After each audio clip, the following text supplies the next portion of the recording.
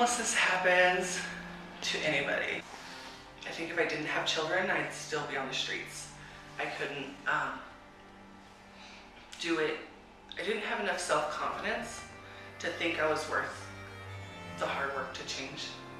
I just, I thought that is what it is, and that's what it was gonna be forever.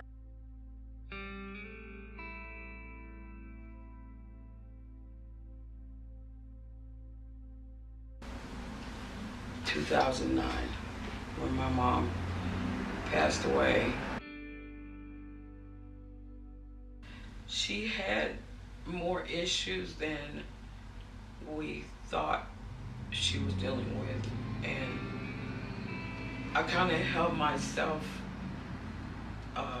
responsible for a lot of it, because I know she worried a lot about me and my using, and I mean, I believe that I, was part of the blame of her having these issues that she had with her heart. In '94, I moved up here when I got out of the service. I was working for the hospital as an EMT, and one day I was going home and I got electrocuted by saving a young boy's life. I took him out of the water, and third-degree burns on my hands and feet. Lost my job. And while I was recuperating against skin grafts, I stayed here at the rescue mission for 2 years. 16 going on 17, some things happened. My mom has some mental illness issues that really started to surface because of that. My little brother and sister were sent to live with my father, and that kind of started my homelessness. Thought that I knew everything, the ripe age of 17. Started doing odd jobs, those type of things, and had no basic skills as far as how to live a life, budgeting, time management, those type of things. There was no money for us to take care of the house, which was a very big house, triple wide. Something I, didn't have any responsibility, anything like that before, So one of my friends called me and said, I got this job, this deal, we can make 40 grand, one whop. If we do this one run, we'll be set for a little while. And of course, me being in the predicament that I was in, jumped on it, which wasn't a very good idea. In '99, I was driving from Billings to Denver and was in a major car wreck. And it killed 3 people. And I was the only one that survived out of the car wreck. I lost my fiance, and it's like depression that nobody cared anymore. I started drinking and tried to commit suicide by drinking, and realized after 8 years it ain't gonna happen, so got tired of the way I was feeling. So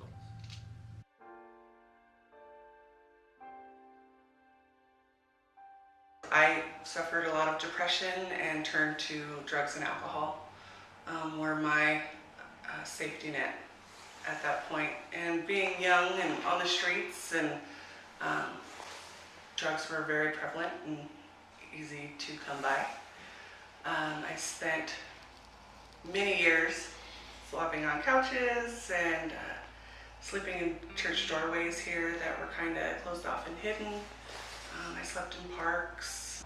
I've never been in jail longer than 3 months in my entire 54 years of living. And to be sentenced to 5 years was a blow. The loneliness is the main part. And for me, because it was uh, like, there's no one that really cares about me, so why should I care about myself type of deal. And then all of a sudden time had gotten away from me. Then I'm in my mid-20s, and at 24 I got pregnant with my first son. And I wanted to be able to provide and do better for him, but being caught up in addiction and not having a support team and not having those life skills, it was very hard. So I used to sit back in my cell and I would sing to myself. I would sing a lot of church songs, which for some reason touched everybody else in that pod but me. My greatest fear was that when I was dying by myself, not no one being around caring for me.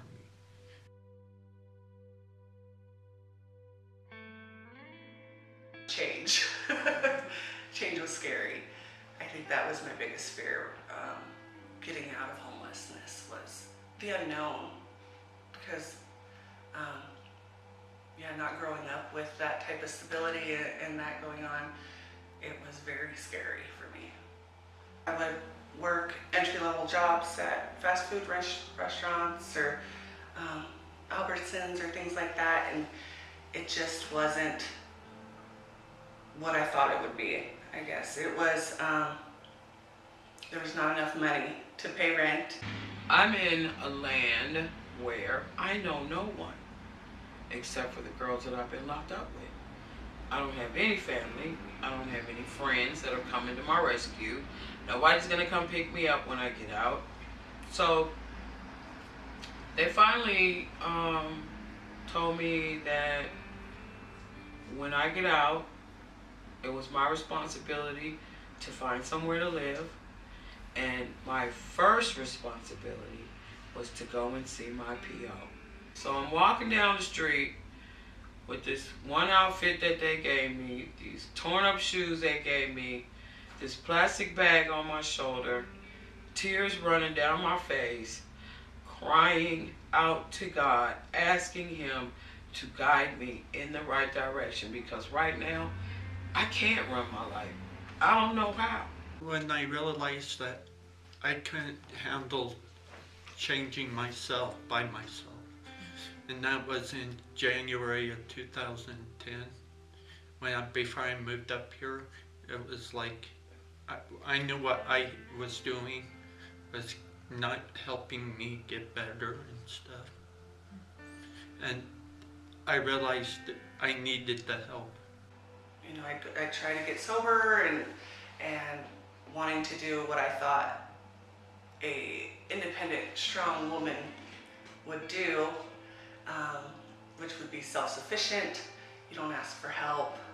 I had a lot of pride. So we became homeless again with my two children. I did have stays at the women's shelter.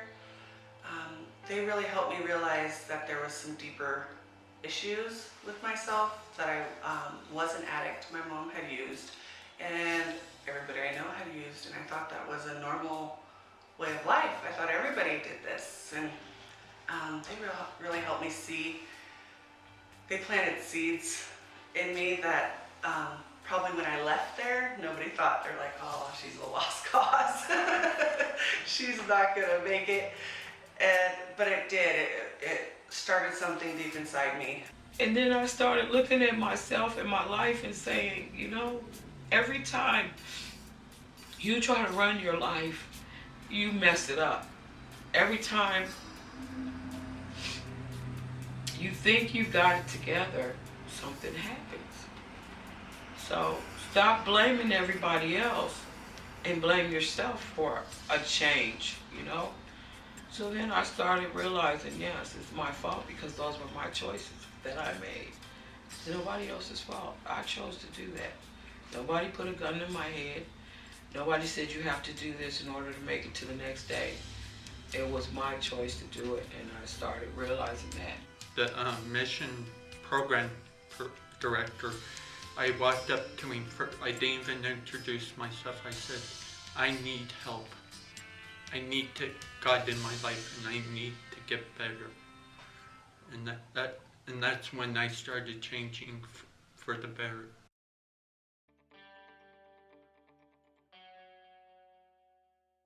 When I came into Family Promise, they also accepted me, open arms, all my baggage and everything. And they started a case plan with me in more detail and what I can do. And through all of this process, I just felt so much love from these people. And I think that was something that was foreign to me from people that didn't even know me. I thought that respect and love was something that you had to earn. So, worked the program, worked very hard to get stable and move forward, and got a job, got promoted, was managing a local restaurant. And I came to MRM, and Sandy was in the window, and she said that my caseworker from Bassett just said she'll probably come down there, help her out. So I talked to Sandy, and she said, oh yeah, we've been expecting you. And I'm looking at her like, wow, really? She says, yeah. And I'm standing there, but I'm standing there with guilt, shame. I was having my own pity party at the time, because now I gotta depend on these people. They don't know me, I don't know them, but God said, trust. Put your hands in mine, and I will guide you. And now I have people out in Billings when I'm gone for more than 2 days, asking if I'm okay the next time they see me. And I never had that in my life. And it just makes you feel responsible, and just want to pass that on to people that need encouragement. Show love, unconditional love. There wasn't stipulations on if they loved me. There were stipulations on other parts of my life, but not their love. And sometimes that's tough love that was hard for me to hear and hard for me to process, but I needed that because I didn't need a friend. I didn't need, a mother figure. I needed somebody to love me right where I was. And I think that's what changed everything for me. Jesus commanded us to love one another. He didn't suggest it. And I think there's a reason why it's a commandment, because sometimes it's hard. They took a chance on me. They took a chance on a felon. They ran my background and they saw all this stuff, and they said, we're still gonna use you. Come on in, And I went from dietary aid to cook to CNA. Lisa inspired me from day one, meeting with her, that there's more, and she always pushes that. What do you want to do? Well, what do you have to learn to do that? What can you become? Why can't you do that? Gary Drake, he was the director at the time, and he's seen me at my worst, and he keeps encouraging me every time he sees me to how well I've progressed in the last 20 years.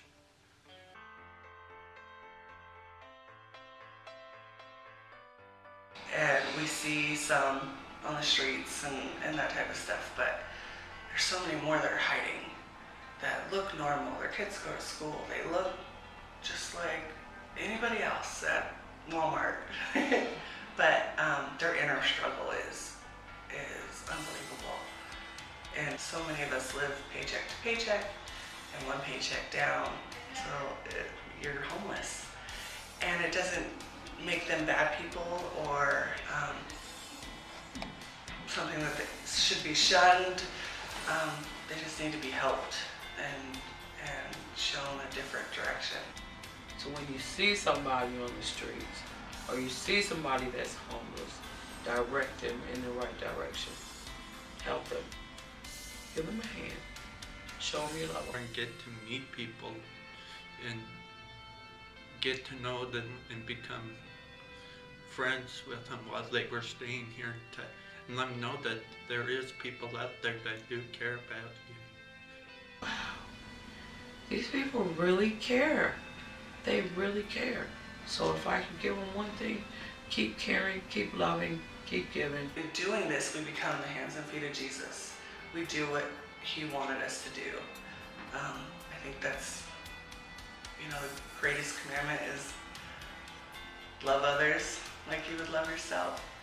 And it's so important that we do that, because if we don't, who will?